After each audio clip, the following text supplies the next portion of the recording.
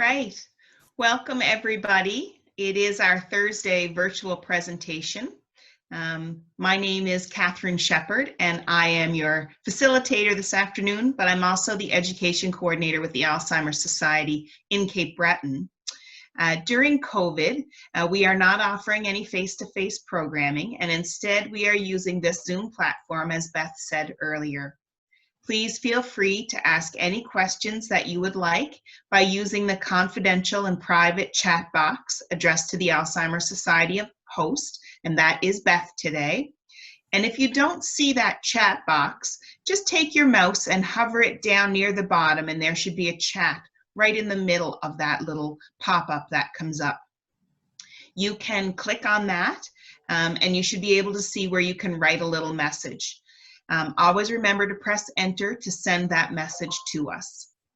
Questions will only be seen by us at the Alzheimer's Society, and we will answer your questions at the end of our presentation. For the best viewing, what you can do is we suggest using the speaker view, which is if you go to the top right-hand corner of your screen, you'll see speaker view, and you can click on that. And it should make whoever is speaking the largest on your screen. Our audience today will include people living with dementia, people who are caring for someone with dementia, and people who want to learn more. A reminder once again that this session is being recorded, but your microphones and cameras are turned off, so your faces and voices will not be part of the recording. Today's topic is living safely with dementia, a topic that we are getting lots of questions about. We will have about a 20 to 30-minute presentation, followed by some questions and answers. About 20 minutes is what we've provided for that. It's my absolute pleasure to introduce our speaker this afternoon. Cara Guthrow-Murgatroyd is the Coordinator of Education and Support Services at the Alzheimer's Society. Cara comes to us and brings a wealth of knowledge and experience to the Society, and so we are blessed to have her. She's also a very proud mama, a loving wife, and one crazy dog mama too. So, Cara, I turn the floor over to you, and I look forward to hearing your presentation. Okay. There we go. Thank you, Catherine. Good afternoon, everyone. So today's topic will be living safely with dementia. So the information that's shared in today's session is based on the Alzheimer's Society of Ontario's Finding Your Way program. And that was developed in partnership with people living with dementia, their care partners, as well as stakeholders. So what we'll be doing is looking at some tips and strategies on various safety-related topics to help people living with dementia live safely in their day-to-day lives. So I'm just going to move ahead here. Okay, so looking specifically at home safety, as dementia develops, there may be changes in a person's balance, their visual perception, as well as their memory and judgment. So a person may feel more tired, they may feel a little bit more stressed, making it a bit more difficult to prevent accidents and reduce risk. However, making some simple changes in the home can ensure that the person, your family member living with dementia, can live safely with increased comfort level and ease of mind. And I think that's what we all want. We want to have an ease of mind. We want to be comfortable living in our own homes. So these are some suggestions. So to create a safer living environment, we look at completing a home safety checklist to identify and address home safety risks. So what do we mean by a home safety checklist? And actually, at the end of our session today, Beth will be sharing a takeaway. It's a PDF document, and it's all of this presentation, all of the information that you'll need. And our website as well will actually also have some information and an actual checklist that you can print off. So what I mean by a checklist, do I need to get rid of scatter rugs in the home? If that's the case, or should I maybe make them secure, maybe tape the carpets down to prevent a fall risk? The other thing that we might want to look at is, should I turn down the hot water temperature on the heater? So the water heater temperature, should that be lowered? Are there items in the home that may be confusing my family member? Is it a picture that might be quite abstract, or is it a mirror? Because we do know sometimes that mirrors can cause people to feel a little bit confused when they see themselves in the mirror. They may think it's another person. And then looking at lighting as well. You know, is the lighting bright enough so that it prevents shadows from occurring? Okay, so being prepared for emergencies is another way that we can ensure safety in our homes, and we all need to be looking at those types of things. So keeping a working fire extinguisher on hand and visible in a location where you can easily get access to it, ensuring that you have a well-stocked first aid kit, really important, and also having phone numbers, so emergency numbers by the phone, or perhaps if it's in your cell phone, have it in a notes list and have it so that you have easy access to it.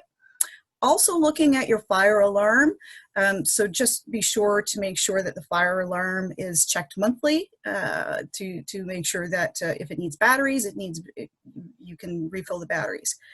Lighting is also important, so ensure proper lighting throughout the home to reduce injury, particularly outside the landing area, in between rooms, also on stairwells and in bathrooms.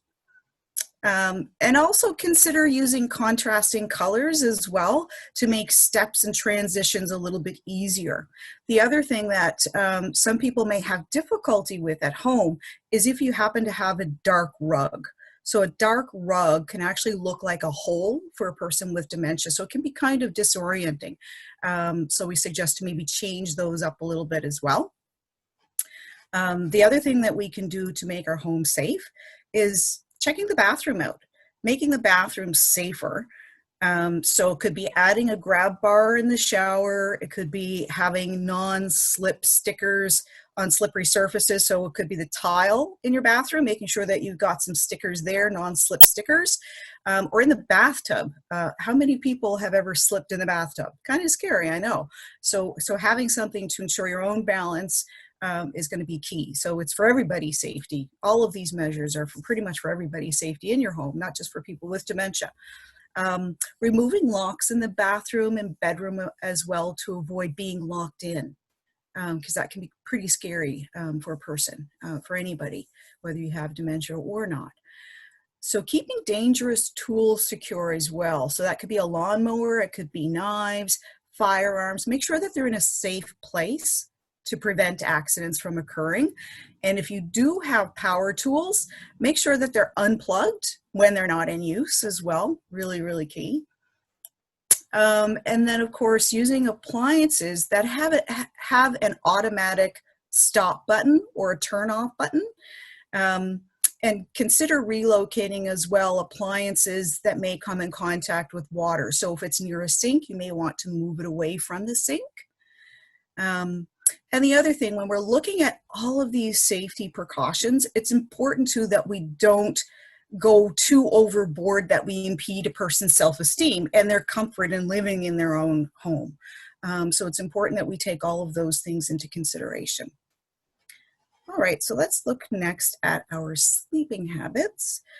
So people with dementia may have difficulty staying asleep, not necessarily. They may wake more frequently, and they may have more difficulty falling back to sleep once they've awoken. So they may also sleep during the day, and they may not necessarily be able to sleep well at night. When awake, they may leave the house when others are not aware that they're leaving the house, which could lead to a potential risk. So what we've suggested here in these points are some ways to improve a person's night's rest. All right, so looking at trying to stay away from alcohol or caffeinated drinks, nicotine whenever possible, but especially in the evening.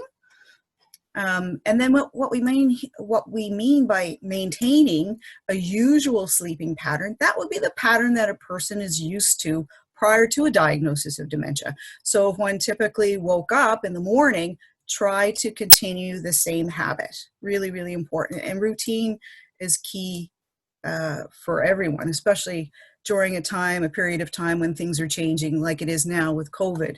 Our routines are all changed. So it's trying to create a new routine. Getting fresh air. Oh my goodness, it's so important to get outside, to get some nature, to get some sunlight. But even more importantly, it's good to get it, good to get it in the morning and again before sunset as well. Exposure to the sunshine, we know it's important to regulate our brain's clock, right? So it tells us, oh, it's getting darker out. Okay, so it's probably time to wind down and do some calmer, quieter things, getting ready to go to bed at night. So sleep routine. Napping. So napping can be refreshing. Some people will suggest to nap during the day before lunchtime, if possible. Naps, when you have a nap, it could be a restorative nap, anywhere between 10 to 15 minutes long, or it could be a complete sleep cycle nap, which will be about 90 minutes long, okay? And then, of course, looking at when we go to sleep at night, what temperature is your room? So to sleep comfortably, they suggest to have a temperature anywhere between 18 to 22 degrees Celsius. Myself, I know I prefer it being cooler. So that's the other thing as well, is to take into consideration, what your preferences are. Some people like to sleep with the window open, some people don't. And then, of course, noise. Oh, it's so important to make sure that if you're the type of person who cannot stand having a clock ticking or the light of your alarm clock, if you can visually see that, make sure that you cover it. But noise can be a real big detractor to getting a good night's sleep. So for some people, what might be helpful is getting a white noise machine, or you could run a fan during the night as well, which could be helpful. And of course, everybody has their own sleep preferences. So it's important to take time to learn about a person's sleeping habits and figure out what works best for them, really. All right. Staying social. Oh my. And so staying social is so important for all of us, particularly for people with a diagnosis of dementia. We need each other. We need to have that social connect on a regular basis. We know that staying engaged, it's great for our brain health. It reduces stress. It boosts our mood, but it can also increase our safety as well. Being socially active, it allows for us to strengthen our support networks, our community profile. People know we live in the apartment building. They know that we live in the building. It enables us to offer assistance, but also to ask for assistance when needed, because we'll have more people within that network, okay? So some things to increase social activity, what you can do, give us a call. Call us at the Alzheimer's Society of Nova Scotia. We have a number of programs where people who have a recent diagnosis or people who are in mid-stage can get connected to our programs. We also have programs for caregivers as well to encourage that social connection that we all need for our well-being and for safety as well. So keeping a sense of humor, which is key. Laughing, it is great for the body, it's great for the soul, and it's a great way to engage with others as well. So trying activities that will engage us, fun activities. It could be like perhaps seeing a live comedy or going to a play, calling a friend that makes you giggle. You get the social connect, but you also have that person that can make you laugh as well. Maintaining friendships, another thing which is really important and that works. So if you can, plan to have an ongoing social date. It could be connecting, like it's every Thursday of the month maybe, where you connect with a friend. It's a way to connect and have a strong communication. It's so key to have that regular communication on a regular basis. So the other thing as well, beyond maintaining friendships, some people, especially now, are using social media. So they're setting up Facebook accounts, they're setting up Skype to stay connected regularly.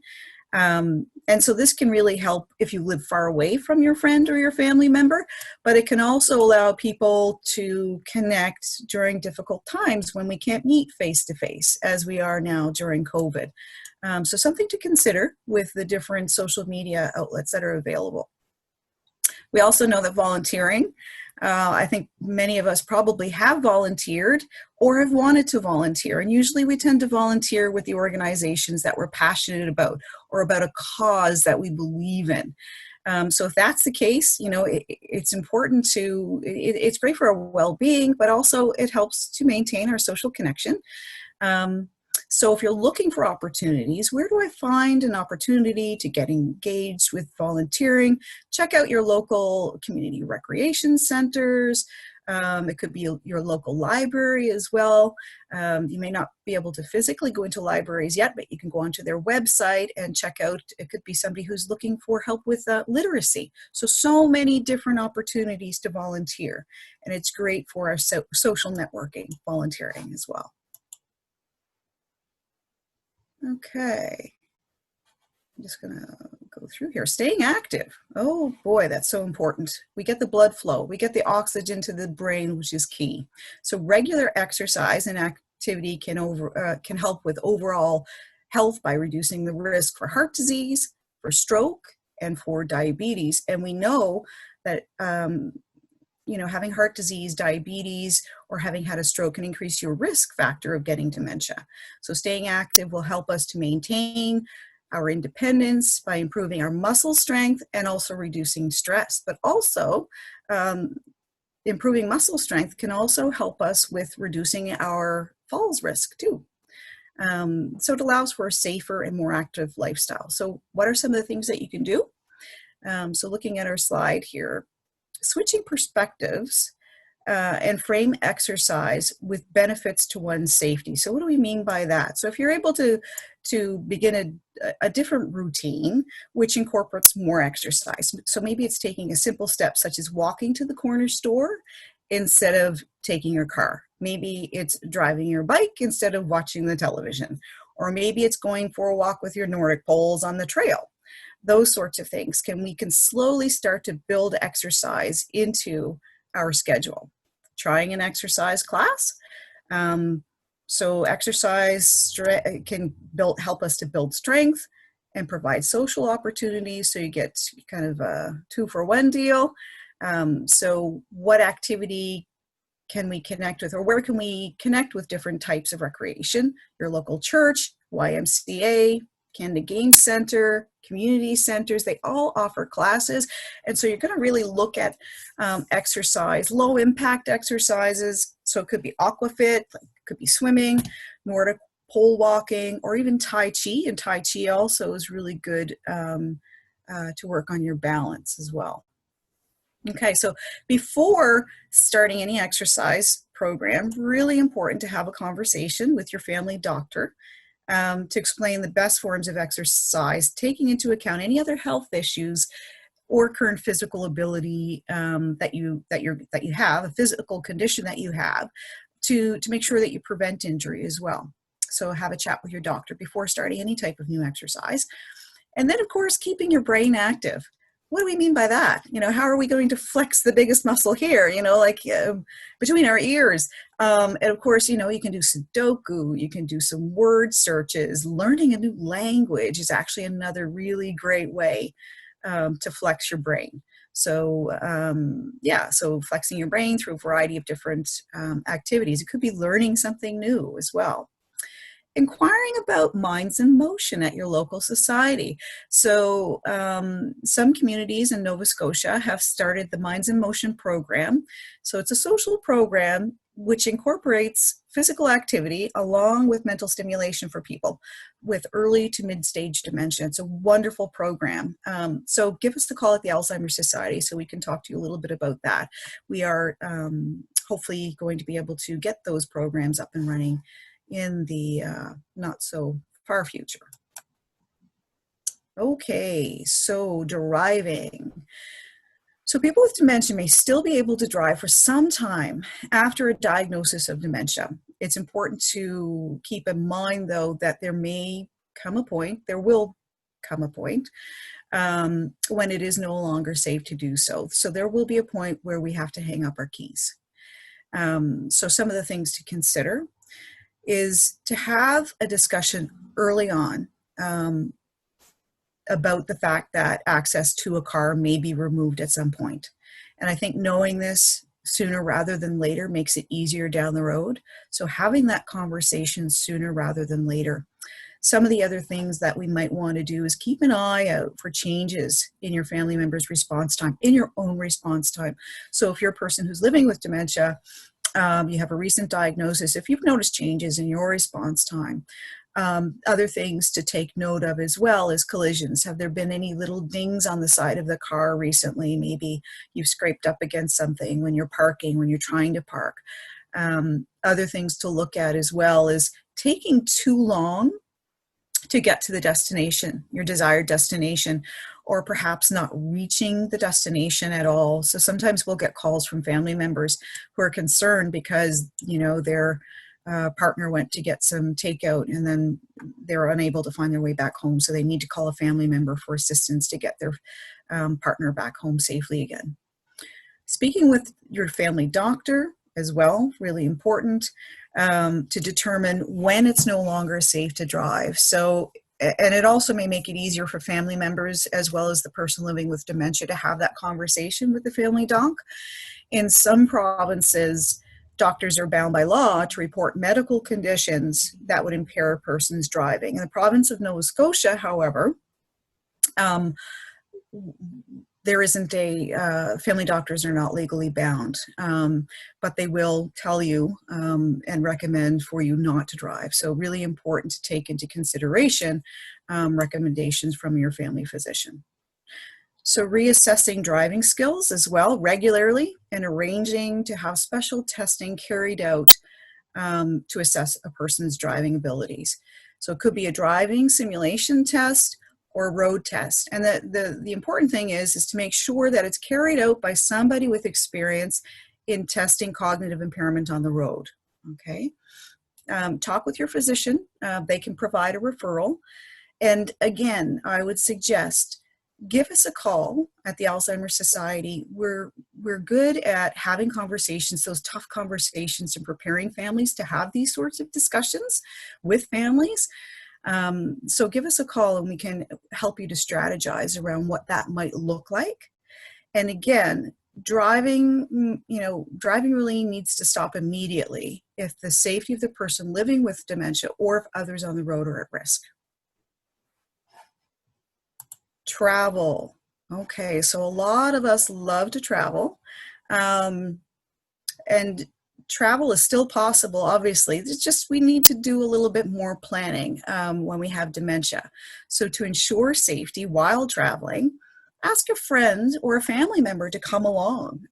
Sure, you might need help, but it's always nice to be able to travel with somebody else and to be able to appreciate the sights, the views, the culture. So traveling with somebody is actually, that's a really great thing. Planning ahead. So planning ahead when using public transportation. What you can do is write down how to get there and back to gain familiarity with the route. Think about talking to the bus driver or the transit employee about any potential safety concerns that might occur, especially during the winter if there's a route change, for instance. And then also you can use, we have memory cards that people with dementia can use. And on the memory card, I have one here, and I usually suggest these when I do the presentations, but memory card, actually what it says on the memory card, it says, I have an illness that causes memory loss and confusion. Thank you for your understanding. So it's a good way to get the message across to the bus driver or to the transit employee to let them know that you may need a bit of assistance if there happens to be a route disruption. All right. Travel, we suggest travel during the day, but if you are traveling by night, consider letting somebody know what your departure time is, what your destination is, and then your expected time of return as well, which is really important. And then if you have to hang up your keys, the other thing that you might want to do, and to probably do it earlier, is to explore community-based transportation programs. So it could be shuttles for seniors, or it could be specialty priced taxis for seniors. I'm not sure we have Uber just yet in Nova Scotia, but give us a call at the Alzheimer's Society and we'll be able to connect you with some of those transportation resources. Medication. And we often get calls about medication and reminders for family members. How do I ensure dad continues to take his medication? So we'll talk a little bit about that. So we know that people living with dementia, they may take multiple prescribed medications related or unrelated to their diagnosis of dementia. Medications can be pretty powerful. So, special care needs to be taken to make sure that we're administering them properly and safely.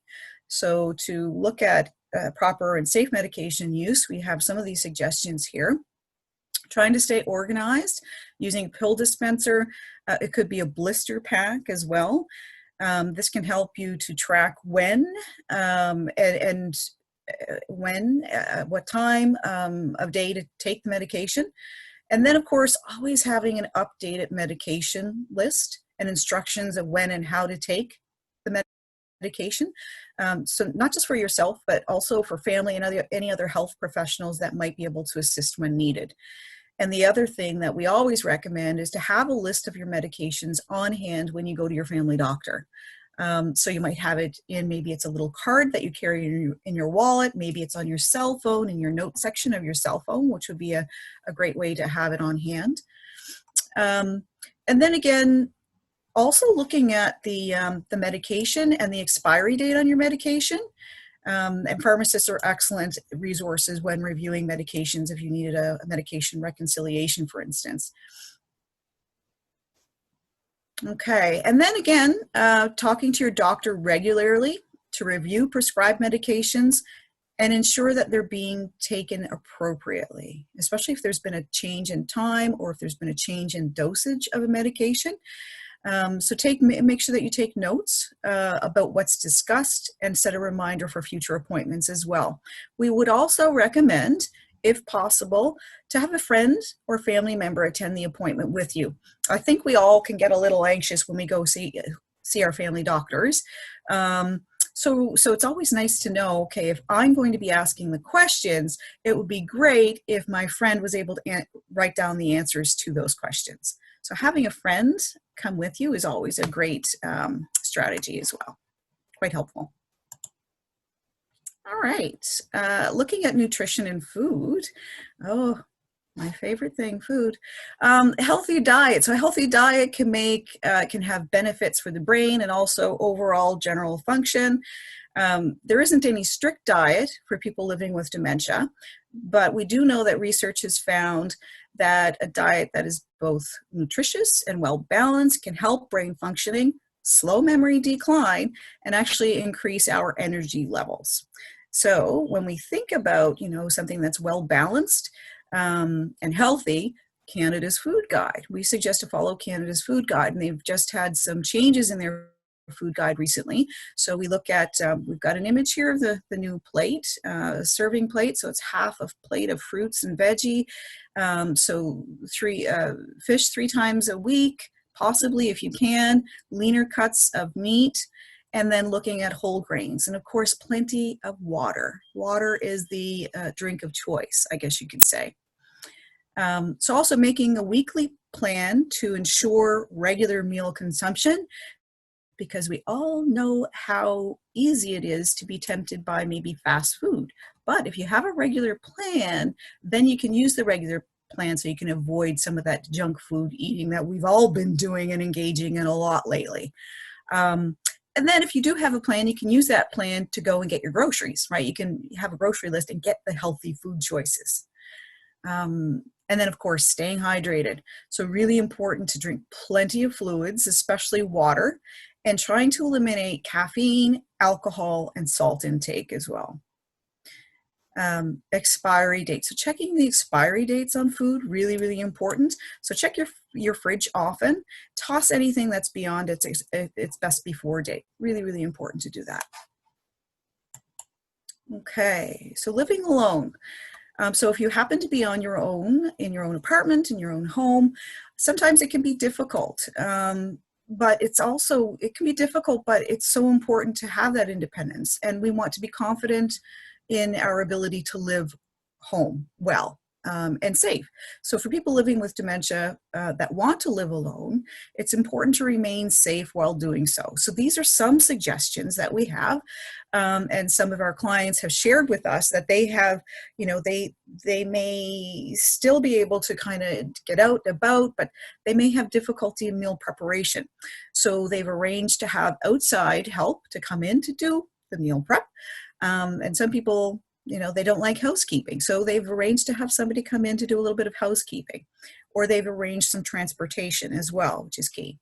The other thing we would suggest or consider is to have a family or a friend visit on a regular basis. Maybe it's once a day, or it's a phone call. It's a check-in once a day to connect, just to see how things are going, not just with yourself, but with your family member as well. Good idea to have an extra set of keys with a person that you trust. It could be a friend or it could be a neighbor.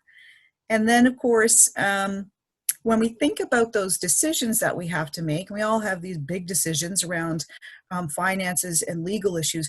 Really important to make those decisions sooner rather than later, and making sure that you have a power of attorney in place, looking at a personal directive. So it's designating an attorney to act on my behalf, somebody that I trust if I'm having a difficult time making a decision. So future planning is key as well when you're living alone.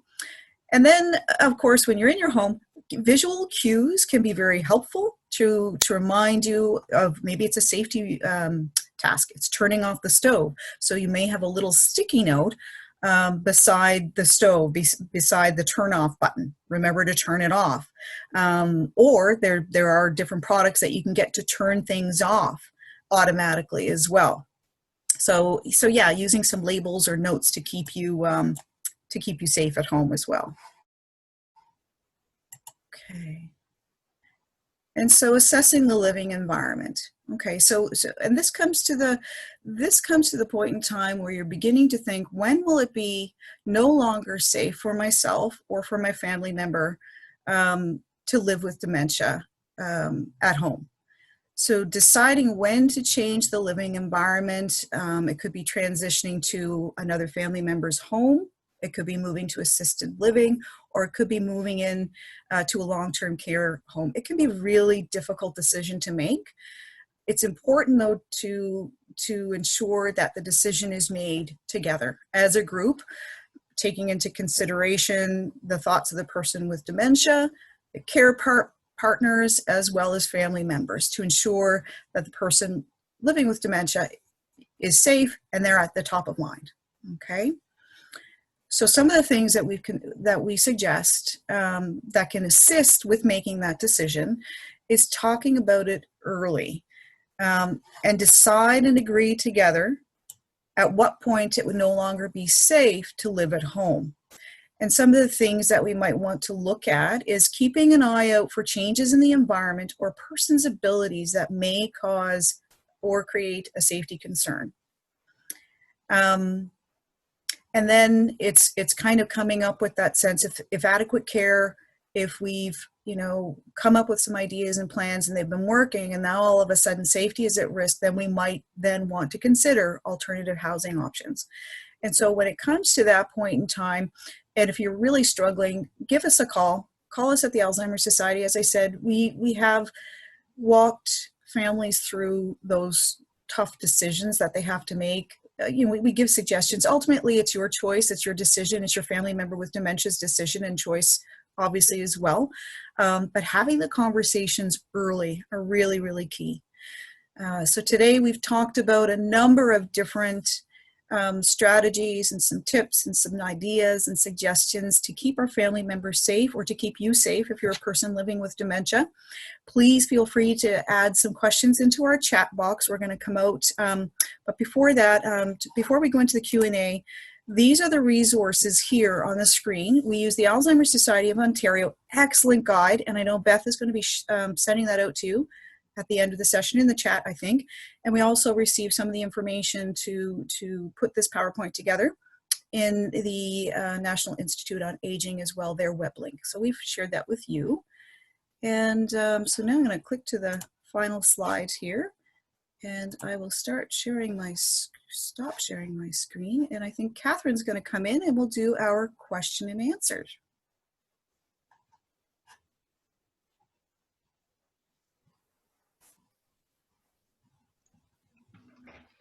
All right. There we go. Fantastic. Kara, thank you so much. What a wonderful presentation. Lots to think about. And so we do have a couple of questions that we'll take a few minutes here, I guess, and kind of answer those questions first. So the first question is this. My husband has early stage dementia and he is a smoker. I'm always a little nervous about this. Do you think that I have cause to be concerned, or what are some of the suggestions you could give me? Yeah, and that is a concern, because I think the worry is that if they have a lit cigarette, they put it down somewhere and they might forget that it was lit, right? Yeah. Causing a safety risk. So it can be a little tricky, because we know that, you know, smoking, it's the nicotine, and we can't stop smoking, and we can't expect our family members to go cold turkey. That's not something that we're suggesting. If you're able to maybe limit access to how many cigarettes that the person has perhaps per day, and have a specific place in your home, if it's on the porch, outside on the porch, for instance, that might be a really good place to actually have the cigarette. The other thing I'd suggest as well is to talk to your family doctor. They might be able to prescribe a medication that can help with that nicotine, because it's craving for the nicotine, so they may be able to recommend something. Alternatively as well, I'm just thinking, you know, if people are using matches, the other thing that you could do is maybe replace the matches as well with a lighter, which could be helpful. That's a great idea. The other thing, I'm not, if you have any other suggestions. The other thing I was going to say is, you know, in talking with your family doctor, sometimes there are programs happening within our local home community hospitals that offer a smoking cessation program. So if this is something that you're interested in, they kind of help you and walk you through the process through a local home hospital. And a lot of them, I believe, are at no charge. So it certainly can be a benefit if finances have to be considered, you know, in supporting that. Right. And the other option, and the other thing I always say to people when this question comes up to me, is just make sure you have a fire extinguisher, you know, just your little home size fire extinguisher in your own home, so that if, you know, something unfortunate does happen and you need to get to it, they're pretty easy, pretty light, and pretty quick to use. And also know how to use the fire extinguisher. Practice use it. Well, not practice, but know how to use it, because that can be a little tricky in an emergency situation, is not knowing how to use it, right? Okay, here's my second question that's come through. Yeah. My dad is living with my mom, and lately she's telling me that he's wandering and neighbors are finding him. I'm living away, but I would love to be able to support them, even if it's from a distance. What are some of the possible options to keep him from getting out unnoticed, or even to make sure he doesn't wander when he does get out? Great question. So a few different things there. The first thing that she said was going outside unnoticed. That is a huge, you know, that's a huge risk there, because Barb may think Sue or Bob is in one part of the house when they're not, and so they won't go looking for them. So yeah, that's a tricky thing. So my suggestion for that is some families have used door sensors. So it could be just along the doorway, so that when they go through the door, they hear it. Other people have disguised the door to not make it look like a door, whether that's putting a curtain rod on the top and putting the curtain, pulling it over, so they don't have access to it. It could be changing the lock so that it's not in a familiar area. It's maybe at the top or at the bottom. So that sort of addresses, leaving without knowing. The other thing, exercise is really, really important for all of us. And so if he really wants to go for a walk, then we want to ensure that he maintains that as part of his routine and the physicality of it, because we know it's good for his brain. So it's having a buddy who can go for a walk with dad, for instance. So ensuring that he doesn't go out on his own when he is in the community. So that definitely having a friend to go for a walk. Now, as far as different products to ensure that dad is safe, first off, low tech, make sure that whatever the jacket is that dad wears has some ID in it, like some identification, whether it's on the tab or on the inside, a card on the inside of the jacket or his sweater. Yes, just start identifying pieces of his clothing that he really likes to wear. Medical Alert Safely Home is a it's a service. It's not GPS technology, so it's important to know that it's not going to find a person. However, if a person has dementia, it's a medical alert bracelet, and what it says is the first person's, it's got their first name, it'll say Bob, it'll say memory loss, any other health conditions. But the key about this is if Bob goes missing, then the RCMP or the regional police can call the 1-800 number, and they can actually provide a physical description and a recent photo and places there that Bob would most likely go, because the family prepare all of this information ahead of time. So that's through Medical Alert Safely Home. Now, if a good Samaritan happens to find Bob and he's got his bracelet on, then they can call that number, and the person on the other end, the staff member, can let them know where Bob lives, and they can get them home safely. So that's Medical Alert Safely Home. And then there's other products, GPS products that people can use on your cell phone. So there's different tracking devices that people can use. And there's also Project Lifesaver, which acts by radio frequency as well. So a variety of different things to put in place to ensure that he stays safe, but still continues to get his exercise as well. Yeah. Those are some great suggestions. And I love the idea of, maybe dressing the door to look a little different than a door, because then people aren't inclined perhaps to want to go that way. Exactly. The other thing I would say, and you alluded to it earlier, was building your community. So Yes. Here in Cape Breton, we're a little bit smaller and sometimes a little bit more rural. And when you build your community and you let people know this is where we are and this is the disease that we have, then you start to see the support grow in your community. So if dad does get out and he's wandering, then perhaps, the guy that lives at the end of the street by the stop sign is going to say, now, why is he out walking? Right? Exactly. Yeah. And we'll go over and say, hey, hey, Bob, what's going on? And he may be able to tell whether or not he seems a little confused or not, that may not know how to get back home again and can assist him. Such a nice way to get him home too, right? Without causing, You may offer for, would you like to go for a cup of tea? Tea Wonderful. is Cape Breton tea. Yeah, right? that's right. We all love our tea. All right. One more question. Yeah. I think we have time for. I've been diagnosed with dementia, and I seem to be a bit more unsteady on my feet. Mm-hmm. What are some of the things that I could put into place in my house that could help me? Mm-hmm. Yeah, so some different things that you can actually, one of the programs that I could recommend, and I'm not sure if this is a provincial program, but it's a falls program. So you can actually connect with the falls clinic. And so they go through some education and some exercises on how to prevent falls. Your community health team as well have a number of different programs that are accessible. So connect with them to see if they have any falls programs. Look at community recreation centers looking for programs specifically for seniors that will build strength exercises and balance, because those are the things that we want to do. Is exercise can actually help with our muscle strength and can prevent us from falling. The other thing as well is taking into consideration some mobility aids. So it could be a walking stick. It could be a roll aid or a walker, so that people, they may want to get out into go for a walk in their community or even rec center, and they get tired. So there are roll aids that are actually made, or walkers that are made that have a seat attached as well. So some of the things that I would definitely recommend.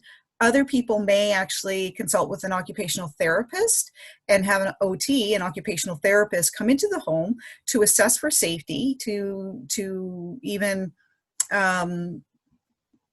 look at the furniture in the home and assess for safety as well, looking at safe pathways, and they may be able to recommend what to take out of, if there's scatter rugs, and also looking at the bathroom with assist bars, all of those sorts of things which can help with safety and mobility as well. But exercise, if you're able to incorporate a little bit of exercise in there to build muscle strength, that can help with balance and reduce risk of falls. Yeah, wonderful. Things as simple as like a grab bar in your shower, right? You Make a can buy huge them. difference. Don't even need to have a screw put in the wall. Some of them come with great big suction cups with a little locking clip. So you don't even have to put a screw into your wall. Even an aid to help you, stand up from the toilet. Yeah. You have those that you can, look into your home community health centers. A lot of times they have them there, and for pretty cost effective. Yeah. And I always say, there's a handrail on stairs for a reason. Oh, yes. Yes. That's the place, right? We fall and slide down those stairs. Mm-hmm, for sure. So what I'm going to say too is you're going to see a poll, everybody, question on your screen. So if you want to take a minute and respond to that, that would be great. The other thing you're going to see that Beth has placed in our chat group, the links and the websites to all of the information that Kara has shared today in this wonderful presentation.